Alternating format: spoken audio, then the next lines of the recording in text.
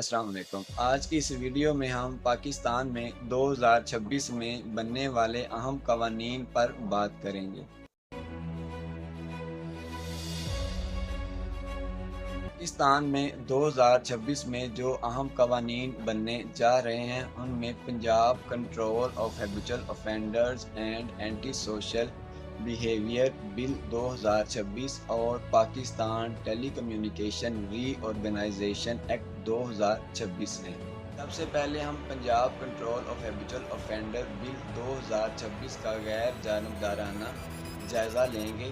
Punjab control of habitual offender bill کو حکومت نے اسمبلی میں پیش کرنے کے بعد یہ موقف اختیار کیا ہے کہ اس بل کے ذریعے منظم جرائم یعنی بتہ خوری، منشیات فروشی، گینگ کلچر، سائبر کرائم اور بار بار جرم کرنے والے افراد کے خلاف قانونی کارروائی عمل میں لائی جائے گی۔ اس بل کے لاگو ہونے کے بعد ضلعی سطح پر انتظامی کمیٹیاں بنائی جائیں گی جن میں پولیس اہلکاران، ایڈیشنل کمشنر، ڈپٹی کمشنر اور انٹیلیجنس اداروں کے افراد شامل ہوں گے۔ اسی لیے 1918 اور 1959 کے جو پرانے قوانین ہیں وہ غیر مؤثر ہو چکے ہیں۔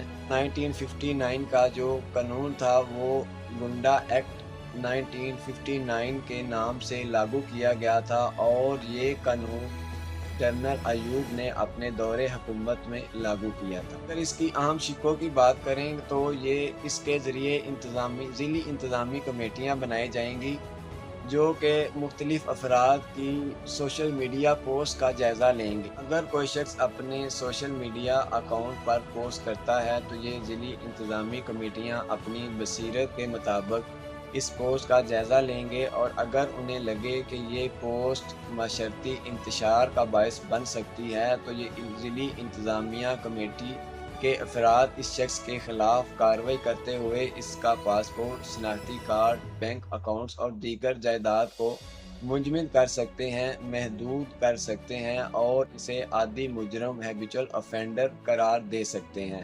اس میں نہ تو کسی قسم کا کوئی ٹرائل ہوگا، نہ عدالتی کارروائی کی جائے گی اور نہ ہی منظم طریقے سے تحقیق کی جائے گی اور آپ کو ہیبیچول افینڈر عادی مجرم کا ٹائٹل دے دیا جائے گا۔ یہی وجہ ہے کہ جب یہ بل اسمبلی میں پیش کیا گیا تو اس پر شدید تنقید کی گئی اور جب یہ بل عام پبلک کے علم میں آیا تو ان میں انسانی حقوق کی تنظیموں کے ساتھ ساتھ عام شہریوں نے بھی اس پر شدید تنقید کی، جس وجہ سے یہ بل پنجاب اسمبلی کے اسپیکر نے حکومت کو واپس بھجوا دیا اور اس میں ترمیم کرنے کا کہا۔ اس کے بعد Pakistan telecommunication reorganisation act 2026 ہے۔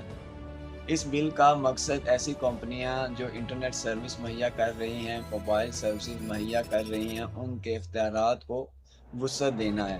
یعنی اگر یہ کمپنی کسی بھی شخص کی جائیداد کو اپنی کاروباری سرگرمی کے لیے موزوں سمجھے گی، مناسب سمجھے گی تو وہ اس شخص کی رضامندی کے بغیر، اس کی اجازت کے بغیر اس کی پراپرٹی پر قبضہ کر سکتی ہے، اپنی کاروباری سرگرمیاں سر انجام دے سکتی ہے۔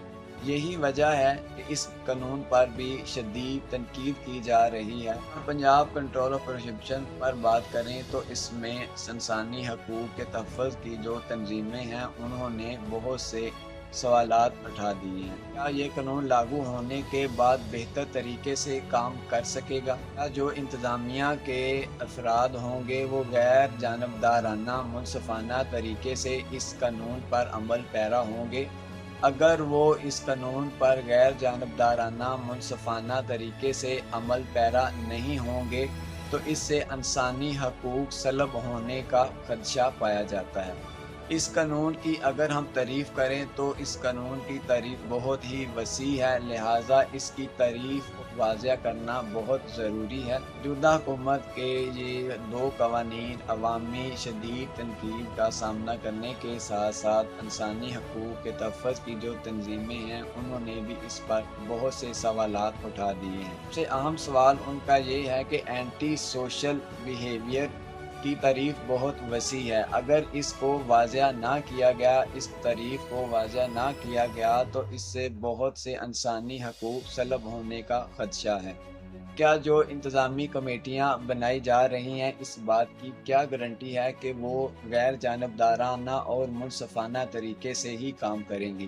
اگر انہوں نے غیر جانبدارانہ طریقے سے، منصفانہ طریقے سے اپنے فرائض سر انجام نہ دیے تو بہت سے انسانی حقوق سلب ہونے کا خدشہ ہے۔